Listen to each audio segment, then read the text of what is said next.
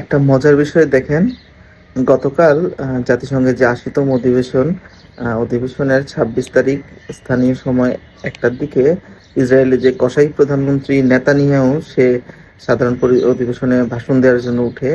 সে যখন উঠে প্রায় অধিকাংশ দেশেরই নেতৃবৃন্দ সেই তার ভাষণকে প্রত্যাখ্যান করে এবং দেখেন জাতিসংঘ হলরুম থেকে কিভাবে বের হয়ে যাচ্ছে এবং তার ভাষণকে প্রত্যাহার করছে। দেখেন বারবার মাইক অ্যানাউন্স করা হচ্ছে বসে থাকার জন্য এবং নীরবতা বজায় রাখার জন্য, কিন্তু কেউ পাত্তা দিচ্ছে না এবং সে কিন্তু অলরেডি একটা বিচলিত হয়ে গেছে। তো এই যে বিশ্ব নেতৃবৃন্দের ইসরায়েলের বর্বরতার বিরুদ্ধে প্রতিবাদ, এটা ফিলিস্তিনের পক্ষে জনমত তৈরি করছে এবং আসলে সত্যিকার অর্থে যে বিশ্ববাসী ঘৃণা করছে তাদেরকে, এটাই হচ্ছে তার প্রমাণ।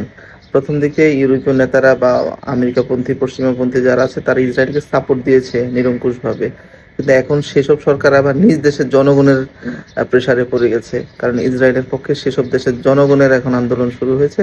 এটা হচ্ছে ফলাফল। ইনশাআল্লাহ ফিলিস্তিনের জয় হবে, মুসলমানদের জয় হবে। আসসালামু আলাইকুম।